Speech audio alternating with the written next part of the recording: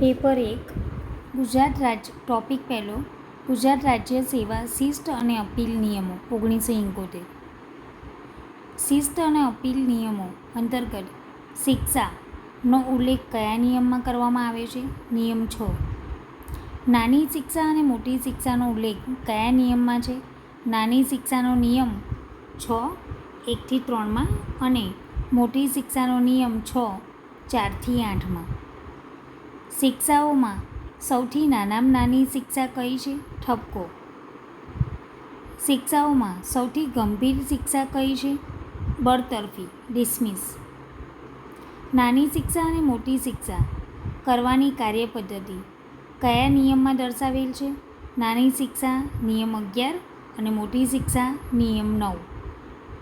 તપાસ અહેવાલની કાર્યપદ્ધતિ કયા નિયમમાં દર્શાવવામાં આવી છે?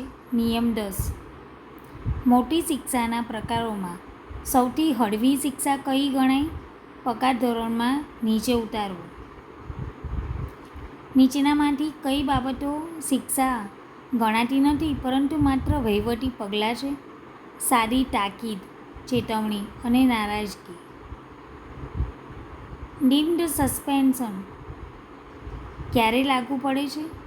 જ્યારે કર્મચારી 48 કલાકથી વધુ સમય કસ્ટડીમાં કેદમાં રહે છે ત્યારે. મુંબઈ આકસ્મિક ખર્ચના નિયમો કયા વર્ષના છે? 1959.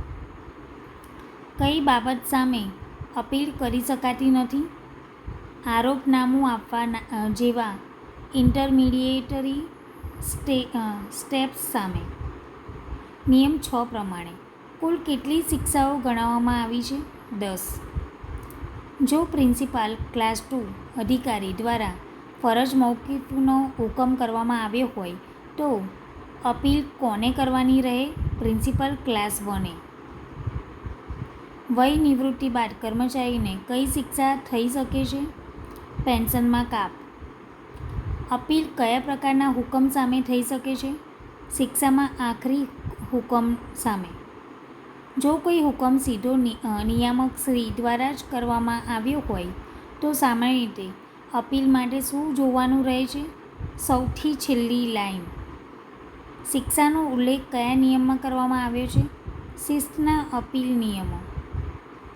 શિસ્તના અપીલ નિયમો 1971ના કયા નિયમમાં શિક્ષાનો ઉલ્લેખ છે? નિયમ 6.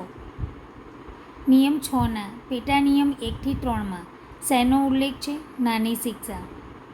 નિયમ 6ના પેટા નિયમ 4-8માં શેનો ઉલ્લેખ છે? મોટી શિક્ષા. નાની શિક્ષાઓની સંખ્યા કેટલી છે? 3. મોટી શિક્ષાઓની સંખ્યા કેટલી છે? 4. સૌથી નાની શિક્ષા કઈ છે? ઠપકો. સૌથી ગંભીર શિક્ષા કઈ છે? બરતરફી. નાની શિક્ષા કરવાની કાર્યપદ્ધતિ કયા નિયમમાં છે? નિયમ 11. મોટી શિક્ષા કરવાની કાર્યપદ્ધતિ કયા નિયમમાં છે? નિયમ 9.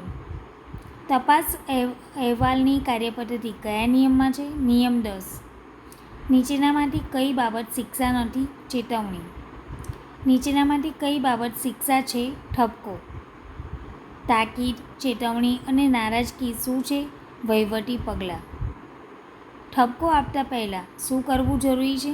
આરોપનામું આપવું. ઠપકાની નોંધ સેવાપોથીમાં કઈ શાહીથી કરવામાં આવે છે? લાલ. ઇજાફો ભવિષ્યની અસર વિના અટકાવવામાં આવે તો કઈ શિક્ષા ગણાય? નાની શિક્ષા. ઇજાફો ભવિષ્યની અસર સાથે અટકાવવામાં આવે તો કઈ શિક્ષા ગણાય? મોટી શિક્ષા. ઇજાફો ભવિષ્યની અસર સાથે અટકાવવા માટે કઈ પ્રક્રિયા હાથ ધરવી પડે? નિયમ 9-10ની મોટી શિક્ષાની પ્રક્રિયા. ₹5000 સુધીની સરકારી નુકસાનની વસૂલાત ક્યાંથી કરી શકાય? પગાર અથવા ભથ્થામાંથી. ₹5000 સુધીની નુકસાનની વસૂલાત કઈ શિક્ષા ગણાય છે? નાની શિક્ષા. ફરજ મોકૂફીનું શું છે?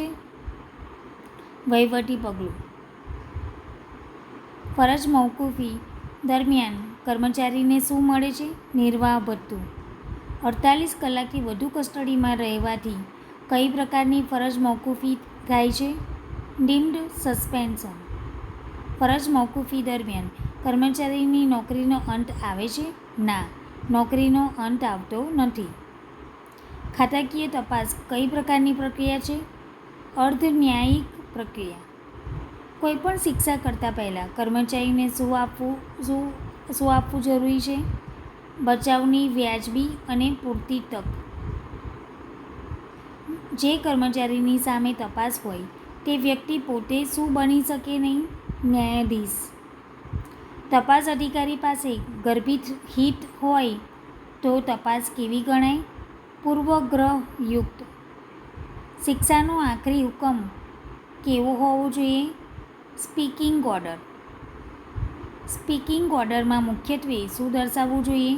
આધાર, પુરાવા, તારણો અને કારણો. નીચેના પૈકી કઈ બાબત કુદરતી ન્યાયના સિદ્ધાંત સાથે સંબંધિત છે? વ્યક્તિને સંભાળવાની તક આપવી.